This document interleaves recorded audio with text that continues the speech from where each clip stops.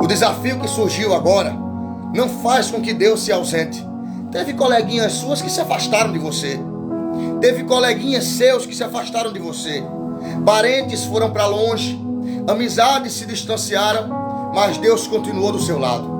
Deus continuou exatamente no mesmo lugar que disse para você. Sabe por quê? Porque Ele deixou escrito: eu serei contigo todos os dias da sua vida. Se tiver muro, Deus está do teu lado. Se não tiver muro, Ele também está. Eu vou falar mais uma vez para ver se alguém consegue pegar o poder dessa palavra.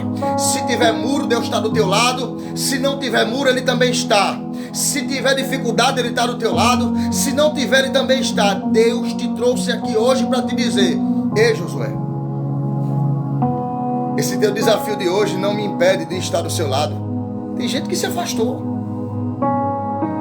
Teve gente que foi embora. Teve gente que desapareceu da sua história. Teve gente que nunca mais reencontrou teu endereço. Depois da primeira crise que você teve, depois da primeira dificuldade que você passou, você olhou à sua volta e disse: rapaz, cadê fulano que vinha tomar um café comigo toda tarde? Cadê Beltrano que vinha aqui na minha casa usar meu Wi-Fi? Cadê aquela pessoa das fofocas da tarde? Porque assim é verdade. Mas desapareceram todos. Sabe por quê? Porque as pessoas, quando veem o tamanho da muralha que se opõe diante de você, elas vão para longe, elas se evadem, elas se desaparecem. Aí Deus continua lá. Aí você foi para o quarto. Você deitou, você chorou. E você disse: Deus, essa dificuldade está muito grande, eu não aguento. Aí você fechou os olhos. Só que quando você fechou os olhos, uma voz gritou dentro de você: eu estou contigo. Eu estou contigo agora. Eu estarei contigo quando tu acordares. Eu estarei contigo quando você chegar dentro do problema. Mas tem um detalhe que você está esquecendo. Qual? Depois que você vencer o problema, eu também estarei contigo. Eu estarei contigo pela manhã. Eu estarei contigo pela tarde, pela noite, pela madrugada. Não importa o que aconteça, todos vão embora, mas Jesus continua do seu lado, com você.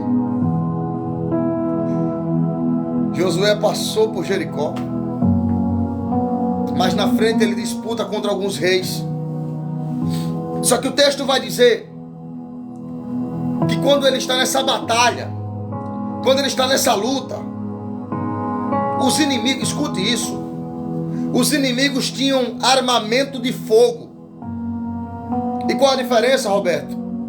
Porque o lugar geográfico era muito escuro, não havia eletricidade naquela época.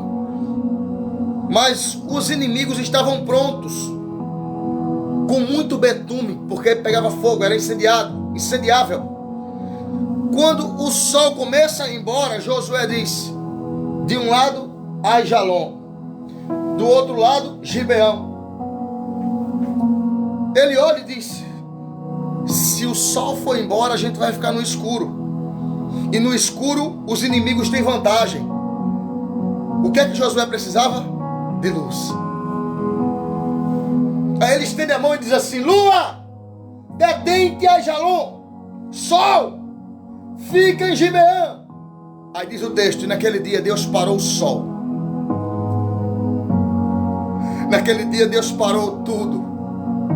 Desculpa a expressão, mas Plínio, um teólogo muito exímio, vai dizer: perdoa-me a natureza, mas naquele dia os pássaros disseram um para o outro: hoje nós vamos ter que voar um pouco mais, porque o dia vai ficar mais comprido. Mas eu prefiro dizer o seguinte: já que as trevas iam tomar conta e Josué ia ter uma derrota, Deus disse para você não perder, Josué, eu vou colocar você na luz, para que você não perca, Josué. Eu vou deixar você na luz, para que você não caia, Josué. Eu vou deixar você na luz, para que você não sucumba, Josué. Eu vou deixar você na luz. Tem alguém que precisa ouvir isso aqui. Deus está dizendo: os inimigos estão querendo aproveitar você no momento das trevas, no momento da escuridão, no momento do vale. Aí Deus está dizendo para alguém: fica tranquila, eu vou manter a luz, aleluia. Eu vou manter a luz acesa por perto. Eu vou manter a luz acesa por perto. Você talvez não esteja percebendo, não esteja notando, mas algumas coisas estão demorando, como naquele dia, porque Deus está fazendo a luz ficar acesa. Deus está guardando você na luz, porque nas trevas o inimigo consegue te abater. Josué não tinha ferramenta, Josué não tinha luz. Deus disse: se as trevas chegarem, Josué perde. Para que o inimigo não use a ferramenta dele, eu vou estender o dia. Isso aqui é para quem acredita. Não sei se você vai entender um pouco do que eu vou falar, mas existe um eixo imaginário, segundo a geografia, que fica no centro da Terra. Por isso que ela dá essa volta, essa rotação e transação. Esse eixo imaginário, segundo a ciência e a geografia, nos diz que é impossível. Por quê?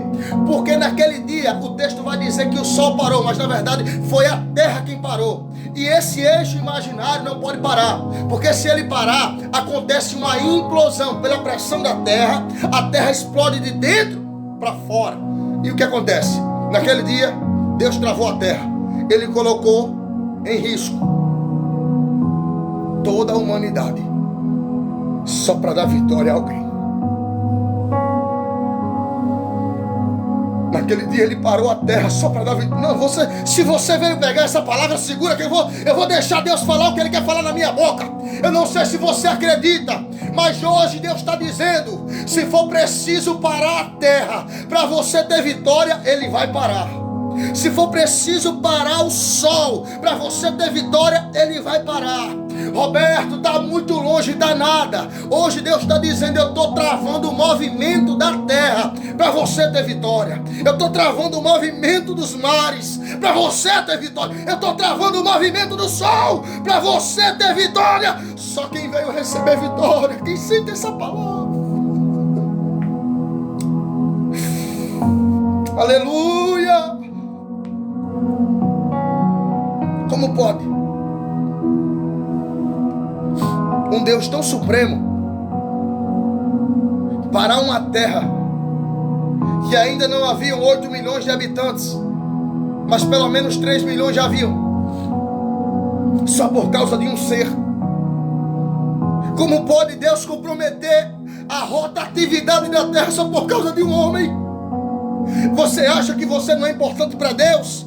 Deus está dizendo hoje para você: por você eu paro a terra se for preciso. Se você precisar que Deus te dê uma vitória, talvez você não perceba, mas Ele já parou terra, Ele já parou mares. Quantos livramentos Deus não te deu sem você perceber? Quantas vitórias Deus não te deu e você não deu conta? Sabe aquele quase que você ia atravessar a rua e o carro quase pegou você? Sabe aquele quase que quando você virou a esquina o camarada ia te assaltar, mas alguma coisa aconteceu? Sabe aquele quase? Não foi o quase, foi Deus te livrando. Foi Deus colocando a mão. Foi Deus parando a terra. Você ia sair de casa, começou a chover, não tinha guarda-chuva. As mulheres disseram: não vou sair não, senão vai desmanchar a chapinha. Até isso Deus usou. Não foi coincidência. Foi Deus parando por você. Josué passou. Depois que ele passa por isso, ele tem inúmeras batalhas.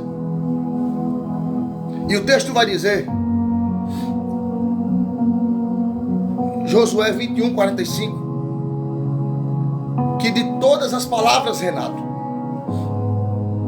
de todas as palavras que Deus prometeu a Israel, nenhuma delas deixou de se cumprir, porque fiel foi Deus em todas as suas promessas. Tu tá achando que Deus é vereador, é? Tu tá achando que Deus é deputado? Tu tá achando que Deus é senador?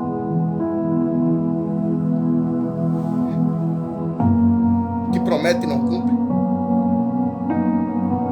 Você está pensando que Deus é qualquer um desses que diz que vai fazer e não faz? Ele olhou para Jeremias e disse: Jeremias, O que é que você está vendo? Me diga. Jeremias disse: eu vejo uma vara de amendoeira. Aí Deus olhou para Jeremias e disse: disseste bem, porque eu velo sobre minha palavra para cumprir. Velar do aramaico original quer dizer guardar. Guardar do hebraico arcaico é observar. É como se ele dissesse assim: Maria, eu vou te dar vitória. E essa palavra fosse como uma flecha com uma corda, e ele ficasse ali segurando a corda dizendo assim: enquanto a vitória não chegar, eu não solto. Enquanto a honra não chegar, eu não solto. Enquanto não acontecer, eu não solto. Diz aqui para nós do Nordeste que a palavra de Deus, uma promessa dele, é como se fosse um prego batido de ponta virada. Você vai viver o que Deus te prometeu.